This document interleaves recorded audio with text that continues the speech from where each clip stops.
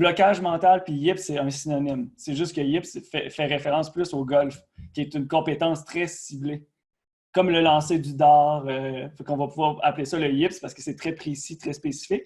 Mais on ne peut pas vraiment appeler ça comme ça. Ben, on peut, mais c'est parce que c'est un synonyme. Mais au hockey, au frisbee, le sport d'équipe, c'est vraiment différent. Les blocages mentaux vont prendre d'autres formes. Puis c'est logique, là. Tu ne vas voir pas un joueur de hockey arriver en échappé et faire « Ah, je vais échapper la puck puis j'ai choqué. » là. Bien, en gymnastique, on le voit aussi. Moi, j'ai de la gymnastique puis des blocages sur certains mouvements où est-ce que là, ton corps est juste plus capable de se lancer. Ça, on le vit aussi. Puis c'est souvent des mouvements que la personne était facilement capable de faire, qu'elle a fait des milliers de fois, puis la pression est tellement élevée que le cerveau sature puis active l'hypervigilance puis le stress. Et c'est là qu'il y a blocage. Puis c'est inconscient. C'est-à-dire que quand je dis inconscient, ça veut dire pas que la personne n'est pas consciente parce qu'elle s'en rend compte, là, mais c'est que ça se passe de façon automatique. Puis souvent, c'est relié à des micro-traumas ou des choses qui se sont passées dans le passé. Si je peux même te donner un exemple que j'ai traité, là, j'ai une athlète d'escalade. C'est quand même intéressant. L'athlète a tombé à un certain niveau d'auteur, puis a tombé, elle s'est blessée. Puis ce qui a marqué son cerveau, selon vous, de quoi qu'elle a peur quand elle est revenue de blessure, puis elle bloque à une certaine hauteur, elle a peur de... Tout le monde? Si elle s'est blessée, elle a peur de... Si l'athlète d'escalade s'est blessée, elle retourne. Guylaine, elle a peur de quoi? Bien, elle a peur de se... Oui, il y a quelqu'un qui a écrit de se blesser à nouveau, de tomber, oui. ça mal. Là, les coachs, même les préparateurs mentaux vont dire, ben là, inquiète-toi pas, tu ne te blesseras pas, tu es en forme, ta blessure est correcte, tu peux y aller, tu es capable. Mais savez-vous, quand j'ai fait le traitement, évidemment, je ne vous donne pas le nom, là, mais quand j'ai fait le traitement, puis on est allé dans le passé, savez-vous, c'est quoi la vérité? C'est qu'elle n'avait pas peur de la blessure. Elle avait peur d'être vulnérable devant les autres. Parce que quand tu tombes en escalade, il y a plein de monde qui te regarde. Puis elle avait peur d'être vulnérable devant les autres. Puis ça fait référence à des enjeux sociaux, d'intimidation. Fait que tu comprends? La blessure, oui, c'est lié, mais le vrai trauma, c'est la vulnérabilité devant les autres. Il y a juste une personne qui peut dire ça. C'est qui? C'est l'athlète. C'est l'athlète. Souvent, on... Elle n'en est pas consciente, j'imagine, souvent. Non, puis il y a des façons de poser des questions pour aller chercher la croyance qui a été encryptée ou encodée. Puis c'est souvent très, très, très subtil. Tant que tu ne la trouves pas, c'est dur de traiter le blocage mental. Puis est-ce que la prise de conscience déjà amène un certain niveau de... va aider déjà? Oui, mais comme je te dis, des fois, c'est complexe parce qu'il y a interférence de d'autres traumas comme l'intimidation dans le passé ou d'autres choses qui n'ont pas rapport que là, le psychologue pourrait les traiter. Mais comme je te dis, ça peut devenir touché. Là. Vulnérabilité devant les autres, vous comprenez qu'on ne traite pas ça de même. Là. Fait qu'il y a des enjeux du passé qu'on peut faire. Puis des fois, puis je vais te le dire, là, je l'ai fait le traitement une fois, puis dans ce contexte-là, ça a débloqué la première fois que j'ai fait le traitement. Mais ça aurait pu prendre 3, 4, 5 rencontres. Là. Puis pas parce que je suis moins bon ou bon, c'est vraiment le cerveau. Puis un des processus qui aide à débloquer, c'est le rêve ou le processus d'imagerie mentale. On peut faire, via des imageries mentales, beaucoup de déblocage. Et la personne peut aller dormir puis revenir une semaine plus tard, avoir débloqué dans le rêve. C'est souvent le rêve qui va nous aider ou le rêve conscient que j'essaie de créer en imagerie mentale dans le traitement. C'est une bonne question, puis c'est là où que, des fois, c'est plus facile en surface d'y aller, mais des fois, c'est là que le psychologue peut jouer un rôle, c'est qu'on peut aller dans le passé, elle est traitée, elle est vraiment identifiée, puis elle est régulée, parce que quand on va en imagerie mentale, on se rend compte de ce qui s'est passé, et on peut venir intégrer des ressources adaptées dans le souvenir passé. Là, ça a l'air un peu complexe, mais en gros, là, c'est que si tu reviens mettons, il y a 4 ans, il y a eu une compétition, puis la croyance, c'est, je sais pas, j'ai eu l'air conne devant tout le monde parce que j'ai raté mon botté de ballon.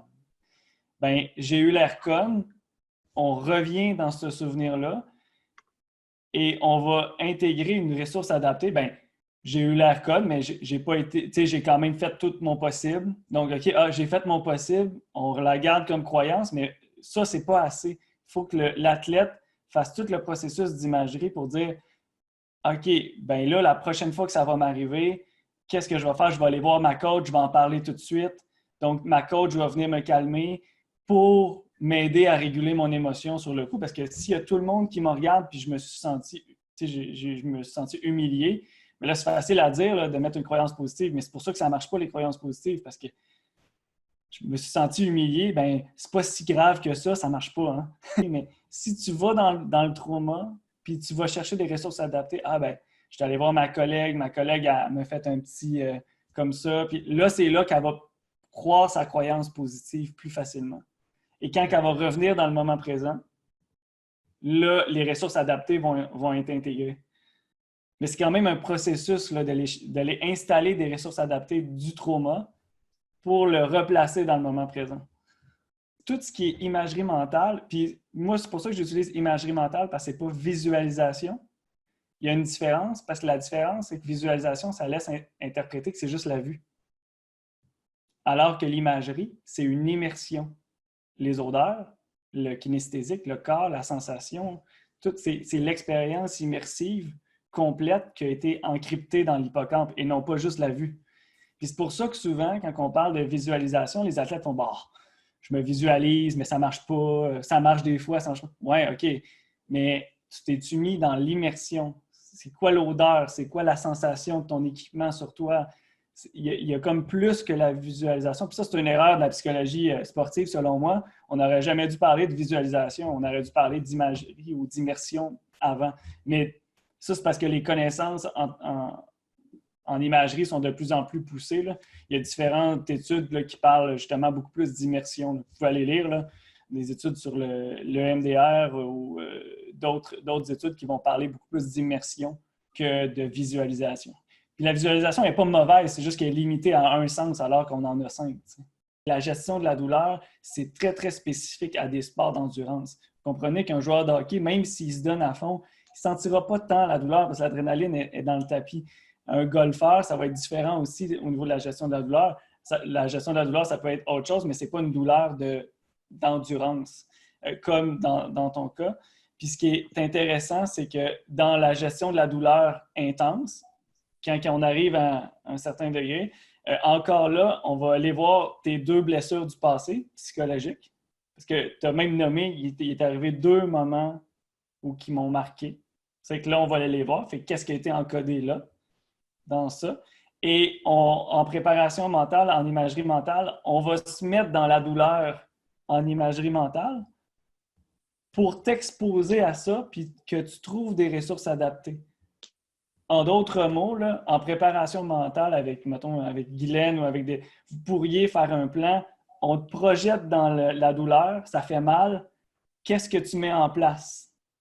Il fait chaud, j'ai vraiment chaud, j'ai de la douleur, j'ai le goût d'abandonner. Là, je te mets dans ce scénario-là et c'est ton cerveau qui doit mettre des ressources adaptées. L'erreur en préparation mentale qu'on fait souvent, c'est qu'on vous met dans un scénario, puis on enlève le négatif, puis on met juste du positif.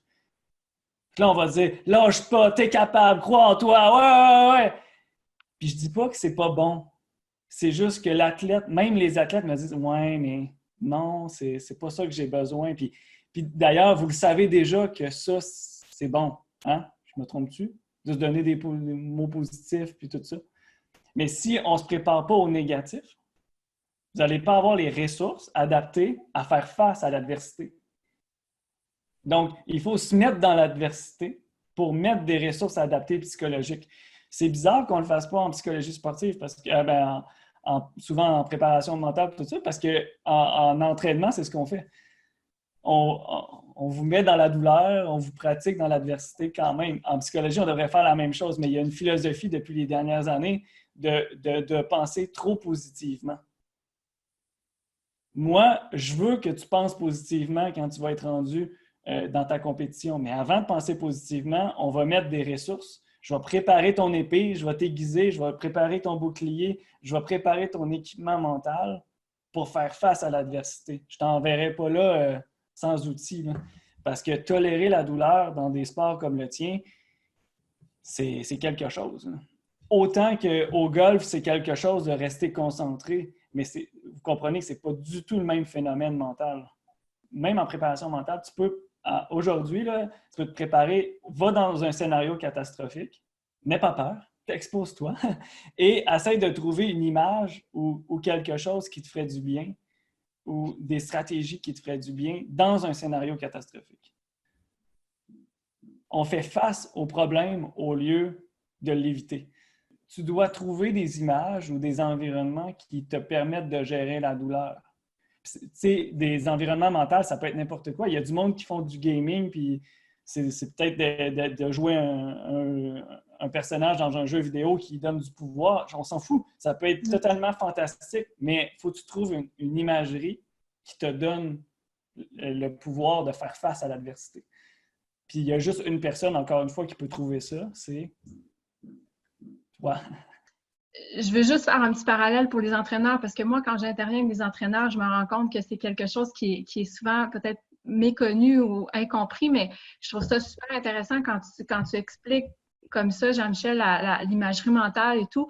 Puis je pense qu'effectivement, deux choses, on a souvent tendance à penser qu'imagerie mentale, c'est nécessairement positif, c'est-à-dire qu'on voit qu'on réussit tout le temps. Mais je pense qu'on peut c'est un excellent outil à utiliser pour justement apprendre à composer avec les distractions, parce que les distractions, ils surgissent souvent, pas si souvent.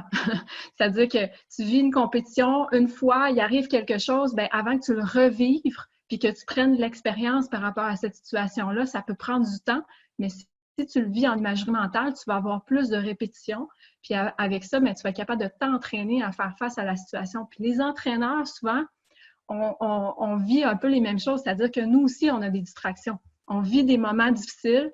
Il arrive quelque chose, on tire de l'arrière dans un match par 3 points. Notre meilleur joueur ne fait pas la job. Il arrive toutes sortes de choses. Il y a des athlètes autour de nous qui sont vraiment pas concentrés. Puis là, ben, on saute une coche, ça va pas bien, puis on ne sait pas trop comment réagir avec ça.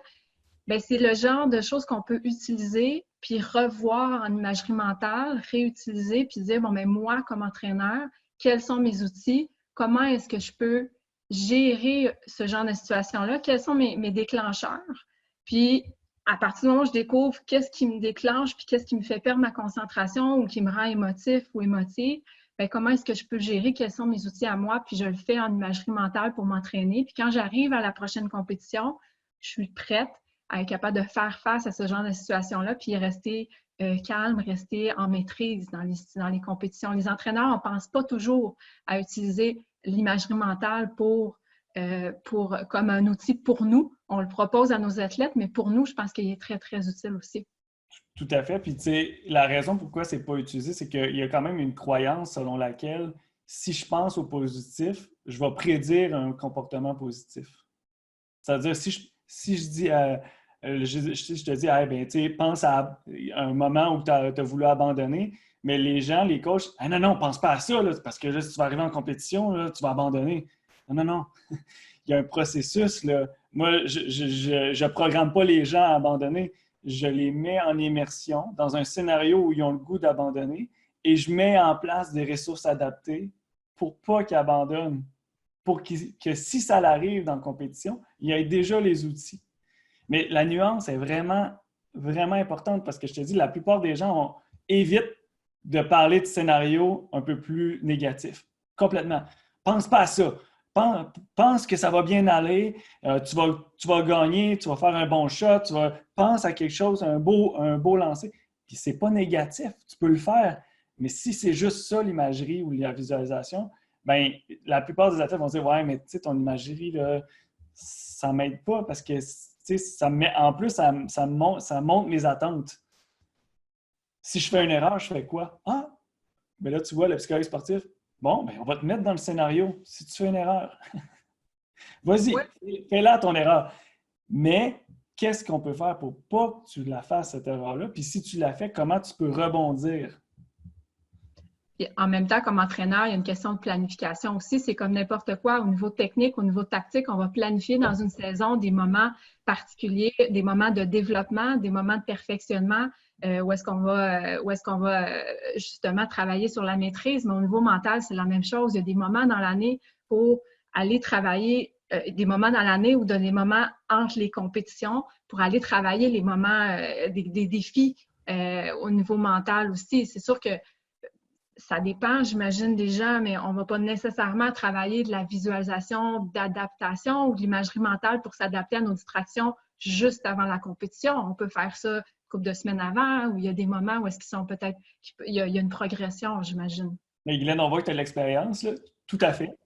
En fait, il y a une question de timing dans l'intervention d'imagerie mentale. Puis évidemment que la veille ou la journée, je ne mettrai pas mes athlètes dans l'adversité, là. C'est là que toute la programmation ou l'imagerie positive est beaucoup plus avantageuse.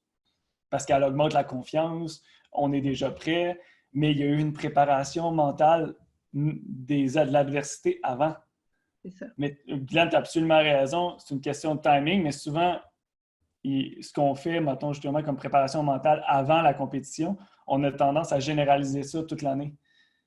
Ce qui n'est pas bon parce que ça l'aide pas, ça l'outille pas les athlètes à se préparer à l'adversité. Il y a une question, je vais répondre. Franck me demandait la question directement, puis je vais répondre là, c'est plus simple. Combien de fois doit-on se placer dans le même scénario immersif pour obtenir un changement? J'imagine qu'on fait référence à ce que je disais tantôt par rapport à l'entraîneur pour l'imagerie mentale, mais mon avis, puis Jean-Michel, tu me diras ce que tu en penses, mais moi, ce que j'ai remarqué, même pour moi, dans mon expérience, c'est plus mon imagerie mentale, plus je me remets dans un scénario de manière extrêmement précise, où est-ce que je vis mes émotions, où est-ce que je ressens précisément ce que j'ai ressenti à ce moment-là. Puis souvent, je vais me pratiquer dans ma cuisine, toute seule, il n'y a personne qui est là, puis ils ne m'entendent pas, mais moi, je parle toute seule. Souvent, moi, j'ai besoin de parler. C'est ça. Moi, j'ai besoin de parler puis de bouger. Puis quand je le fais, bien, ça interagit. En fait, ça participe à mon imagerie mentale. Ça me permet de la vivre encore plus profondément. Puis dans ce temps-là, bien, si je la fais seulement une fois, deux fois, trois fois, puis moi, bien, après ça, c'est correct. Mon outil est là. Je sais qu'est-ce que je fais. Je sais comment je veux transformer mon émotion. Au début, je me suis sentie fâchée parce que c'était ça la situation que j'ai vécue. Puis là, j'ai réussi à trouver un moyen de me calmer puis de me recentrer puis comment je vais interagir avec mon athlète. Bien, à ce moment-là, maintenant, l'outil, il est dans ma mémoire, puis je suis capable de m'y référer quand je veux. Je pense que 2, 3 ou 1 ou 2, 3 expériences, je pense que c'est un bon chiffre. Puis si vous voyez que vous restez prisonnier d'une émotion négative, parce que ça, c'est vraiment important en tant que psychologue, là, puis tout ça, allez chercher de l'aide d'une personne extérieure, comme un préparateur mental ou un psychologue si c'est un enjeu plus profond. Là. Comme je vous ai dit, si c'est des enjeux qui sont... Parce que si vous n'allez pas chercher de l'aide, c'est très difficile de débloquer toute seule. Puis je lève ma main, là. Moi, mes blocages mentaux à moi, c'est important que j'aille quelqu'un qui me change ma perspective, tout ça, parce que j'ai beau être psychologue, connaître le phénomène, bien, des fois, je ne suis pas capable par moi-même, puis je peux rester bloqué dans mes propres idées négatives puis croyances, parce que tu comprends que la personne qui croit le plus ses propres croyances, c'est soi-même. Tu sais. Excuse-moi religieux, là, mais ça prend quelqu'un d'autre pour nous déstabiliser un peu, mais déstabiliser dans le bon sens là, pour nous faire débloquer. Là. Fait que ne vous gênez pas à aller chercher de l'aide. Dans le fond, c'est pas juste chercher de l'aide, c'est aller chercher une autre perspective, une perspective qui est plus objective. Vous avez le droit de donner des idées pour qu'ils s'inspirent. Mais quand vous le donnez de l'inspiration, vous devez faire attention à la formulation de ce que vous voulez donner comme conseil. Juste de dire, bien, est-ce que tu as déjà pensé à, est-ce que tu as déjà utilisé, si tu pensais à un athlète qui a déjà fait les Jeux olympiques, là, que tu admires, là, lui, il fait quoi? Lui, il fait quoi quand il vit de l'adversité? Tu le fais jouer son cerveau pour qu'il aille chercher des ressources adaptées. Puis tu peux lui dire, ah, ben, je te donne un exemple. Là. Moi, c'est ma façon, mais ça ne veut pas dire que c'est la tienne. Là. Mais moi, je vais te donner mon exemple. Puis tu me diras, toi, si ça peut t'inspirer ou ça peut t'utiliser. Ou... Il y a des formulations de phrases. La chose à ne pas dire, c'est que moi, je fais ça, tu devrais faire ça. Ça, la plupart, surtout les ados, là, vous allez voir, là, ils vont faire ah ben merci. Merci Olivier. Grâce à toi, je suis bien correct, je ne te choquerai plus. C'est pas de même que ça marche. Là. Mais c'est vraiment ta formulation de phrase. Ben, regarde, je vais te donner un exemple. Voici tel athlète. T'as-tu regardé les autres, comment ils vivent l'adversité? T'as-tu remarqué qu'est-ce qu'ils font? Puis tu peux faire jouer son cerveau. Puis si ça bloque encore, ben, comme je te dis, tu peux référer en psychologie, là. Mais comme je te dis, de travailler ta suggestion au lieu de l'imposer, c'est un truc très, très fort là, qui va vous aider beaucoup, là. Parce que le cerveau n'aime pas se faire dire quoi faire, même si c'est bizarre, là, mais les cerveaux sont très défensifs à ça. Bien, vous voyez, moi, j'ai pas de problème à penser plus positivement. Donc, souvent, on dit il faut que j'aille m'entraîner. Fait que c'est sûr que c'est mieux. Je dis ben, je vais aller m'entraîner parce que c'est important pour moi, c'est important pour mon entraînement. Fait que plus vous avez tendance à parler positivement, évidemment que ça va vous aider. Mais il y a un bémol. Quand ça va pas bien, quand dans votre vie ça va pas bien, vous êtes surchargé, stressé, vous n'avez pas l'énergie ni la capacité toujours de penser positivement. Donnez-vous le droit de penser des fois négativement. Ben, regarde, j'ai dit un il faut, ou tu as le droit, mais là, comment je peux faire pour changer mon mindset? Parce que là, mon mindset est plus négatif. Comment je peux le rendre plus adapté? Puis j'aime pas le mot positif, moi je dirais plus adapté. Écoute, tu as passé une journée, tu as eu 2 examens, tu as une pratique le soir, puis en plus, ta compétition est dans une semaine, tu es stressé, tu as peut-être coulé ton examen, tu penses à ça, tu es en train de t'entraîner, là, ça va pas bien, ta partenaire qui était supposée être là n'est pas venue. Bien là, penser positivement, là, je m'excuse, là, mais c'est difficile, là. Fait que permets-toi de penser négativement, mais si tu vois que tu restes dans un mode négatif, bien, qu'est-ce que je peux faire pour sortir de ce mode-là? Parce que si tu te convaincs toujours à être dans le positif, le problème, c'est que tu peux t'épuiser à être positive. Puis là, ton corps et ton cerveau vont s'épuiser. C'est un exemple là, que je donne souvent. Là, si tu travailles à n'importe où, là, mettons que moi, en ce moment, je suis fatigué, là, puis je fais... Imaginez-vous, après ma rencontre, si je fais semblant, là, hey, je suis en forme, ça va bien, tout va bien. Et vous pensez l'énergie que je vais gaspiller? Après ma rencontre, qu'est-ce que je vais faire selon vous? Guylaine? Tu vas être épuisé. Je vais être épuisé. Puis, Se permettre de penser négativement pour mieux rebondir. Vous voyez la différence? On se permet, mais on rebondit rapidement dans le positif. tu sais que quand on se permet, on se permet aussi de regarder nos émotions. Fait que de penser négatif, c'est une façon d'aller regarder ce qui se passe au niveau de nos émotions. Puis quand on est comme toujours positif, ben c'est comme si on les balayait en dessous du tapis, nos émotions, puis on n'y porte pas attention. Donc, effectivement, c'est comme si, ben souvent, moi, je veux dire, c'est comme si tu avais un, tu sais, comme ton ordinateur quand il y a un programme qui roule en background. Tu sais, c'est quelque chose qui roule en arrière, puis qui est toujours un peu, ça épuise, mais on ne s'en rend pas compte, ça épuise la batterie. Mais tu sais, d'un point de vue entraîneur, ça serait quoi ton feedback par rapport à ça, Jean-Michel? Parce que je sais que, ben, je pense que Stéphanie est entraîneur aussi. En tant qu'entraîneur, par rapport à tes athlètes, comment est-ce que tu gères ça? Ça peut être un exemple. On va prendre un contexte de pratique. L'athlète arrive à dire ah, je suis tanné, ça ne me tente pas. Puis là, elle a un discours négatif. Bien, il y a des coachs qui vont dire non, non, là, on pense positif, là, puis on commence. Si tu ne prends pas le temps de dire ben là, OK, qu'est-ce qui fait que tu es plus fatigué? Ben là, j'ai eu un examen, puis là, j'ai peur. Là, on valide son émotion, on ne la discrédite pas. Puis 5 minutes après, elle a ventilé. Normalement, ça se calme parce qu'elle s'est sentie écoutée. Et après ça, tranquillement, tu peux emmener ton athlète dans un mindset plus positif. Mais si tu coupes, en fait, tu coupes, tu discrédites son émotion, bien, je te promets que ta pratique va être très difficile. Je peux même te prédire les résistances qui vont se passer. Donc, de valider l'émotion négative, parce qu'elle joue une fonction. Ça se peut que la jeune fille soit vraiment insécure, elle a peur de couler son examen, elle ne te l'a pas dit, mais si tu ne l'écoutes pas, ben, son examen il va être dans toute sa pratique, là. Fait qu'on valide, on l'accueille, l'émotion négative, puis on essaye de rebâtir, de rebondir pour que ça soit plus positif par la suite. Dans les sports collectifs, par exemple le football, comment préparer mentalement nos joueurs? Est-ce qu'on doit le faire d'une façon individuelle ou bien collective? Super bonne question. Ben, évidemment, la préparation mentale est d'abord individuelle, parce que c'est important, mais il y a beaucoup de préparation mentale qu'on peut faire en équipe. Euh, je dois avouer que je n'ai pas encore fait ça, mais c'est dans mes plans. Je ne sais pas s'il y a des gens qui ont déjà vécu des team building ou des trucs comme ça, mais on peut créer ce qu'on appelle l'état de flow personnel en équipe sportive. On appelle ça le momentum d'équipe. C'est l'espèce de moment où que tout le monde est dans l'état de flow, puis on dirait que toute l'équipe fonctionne de façon optimale. Moi, j'appelle ça le momentum, tandis qu'en individuel, on appelle ça l'état de flow. C'est comme deux états.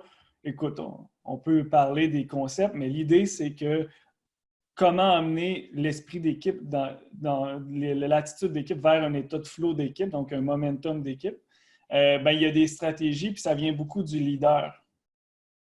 Donc, il faut identifier les leaders. Fait que là, il y a d'autres processus quand même complexes que je ne peux pas tout parler, mais évidemment, la capacité du leader à regrouper les autres, comment il intervient, le corps arrière, là, s'il donne ses directives toujours de façon froide et directe, puis pas empathique, puis il critique tout le monde, ben c'est sûr que le momentum va être difficile. Là. Fait qu'il y a des stratégies pour donner des bons feedbacks. Le corps arrière dit « Hey, tu as fait une bonne affaire, mais là, à tel moment, comment tu peux faire pour te placer comme plus là? » Puis après ça, si tu le dis trop directement, quand tu es sur le banc, tu dis « Hey, je te l'ai dit direct tantôt, là, mais je suis fier de toi ou on a bien travaillé. » Parce que des fois, sur le terrain, on peut faire « Ben là, tu sais, parce qu'on n'a pas le temps, là. Des fois, on est beaucoup plus direct. Là. » Fait qu'il y a tout plein de stratégies pour du leader ou des leaders dans le groupe pour les aider à maintenir un momentum. Mais je vous dis, si vous donnez des critiques sur le jeu, aussi bête que ce soit un soupir, un regard qu'est-ce que tu as fait là? Tu as échappé le ballon. Bien, évidemment, la personne, c'est sensible à ça, bien, le momentum d'équipe, il est fini. Là. Puis ça peut prendre du temps avant que l'émotion négative de honte soit partie. C'est très rare que la honte s'enlève dans un match. Si tu as fait une erreur au début de la game, la honte ou le fait de ne pas être fier de soi peut perdurer toute la game. Puis je pense que la plupart des joueurs d'équipe peuvent me confirmer ce fait. Aussitôt que tu fais une erreur, c'est dur de rebondir après. Effectivement. Puis je pense que, tu sais, pour ajouter un petit peu à la réponse aussi, d'une façon individuelle, je pense qu'il y a des outils à donner aux athlètes. Puis j'imagine que Jean-Michel, c'est ce que tu fais quand tu vas intervenir en hockey, par exemple.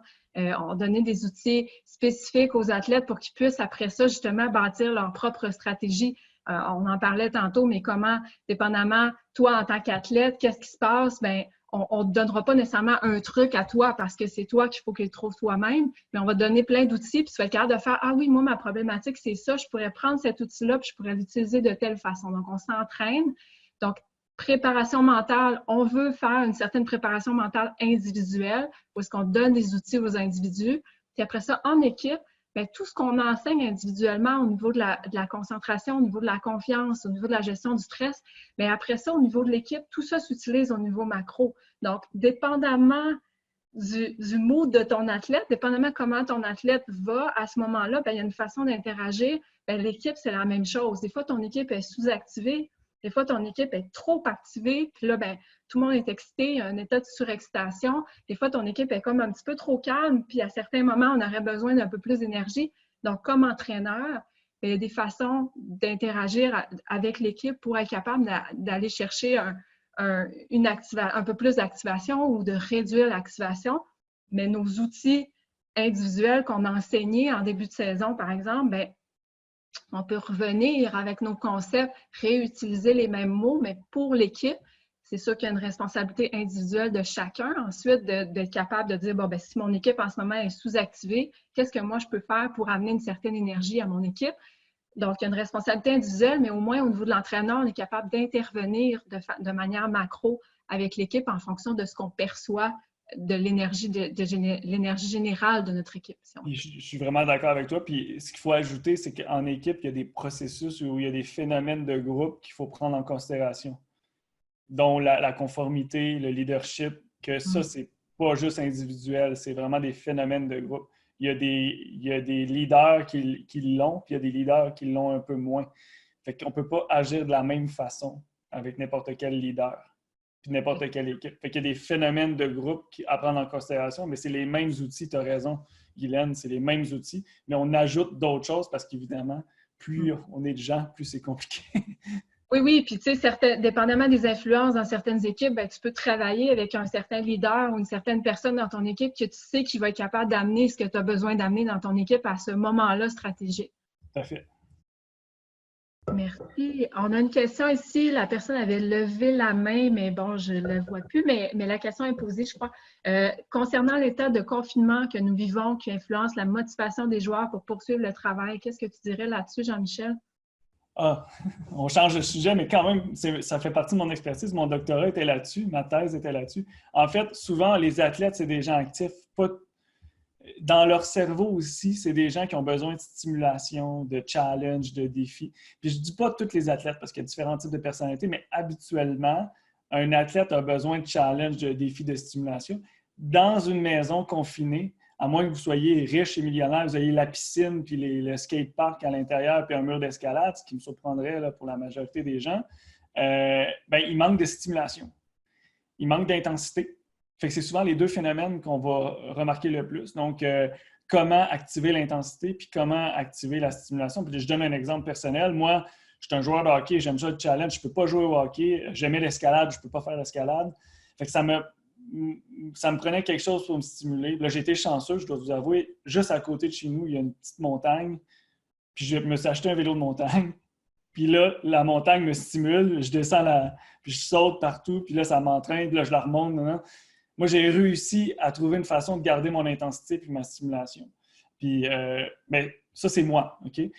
Vous, comment vous pouvez faire à la maison pour garder l'intensité et la stimulation? Bien, vous devez trouver des stratégies. Ça peut être la musique, ça peut être la montagne, ça peut être un ami, ça peut être un truc qu'on se met en collaboration puis qu'on se parle, pourvu que vous augmentez le niveau de challenge puis de stimulation. Sinon, votre cerveau, naturellement, va être de plus en plus lazy. Puis c'est très insidieux. Vous allez vous retrouver 3-4 semaines plus tard faire hey, mon entraînement est pas mal moins intense que quand je m'entraînais normalement.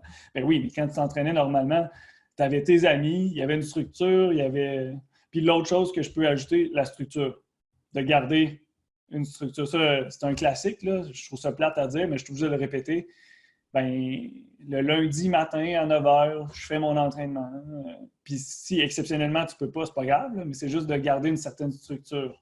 Puis garder comme les fins de semaine peut-être plus libres, puis les semaines plus structurées. Garder la structure, ça l'aide à avoir un sentiment d'accomplissement et de sécurité.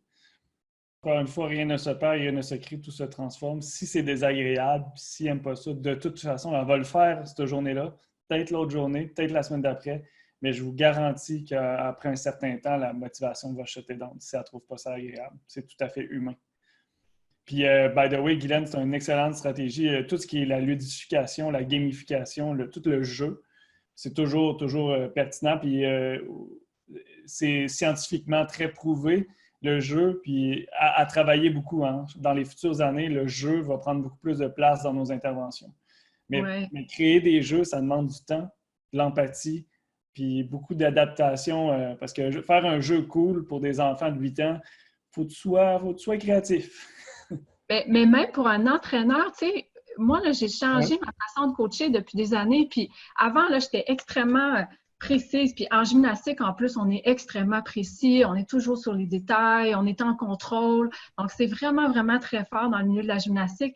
Puis dans les dernières années, j'ai essayé vraiment de modifier ma façon de faire, puis essayer de rendre les choses, lancer des défis, faire des jeux. Puis même avec des athlètes, les athlètes de 15 ans, ils ont autant de plaisir à faire les jeux que les autres. C'est sûr qu'il faut trouver des bons jeux. Puis comme tu dis, ça demande de la réflexion, de la créativité, parce qu'il faut prendre le temps de le faire. On ne peut pas faire des copier-coller de ce qu'on a fait dans les 10 dernières années ou ce que nous, comme athlètes, on faisait, mais ça donne des résultats extraordinaires parce que les athlètes mettent leur cœur dans ce qu'ils font, puis ça change tout au bout du compte. Tout à fait d'accord.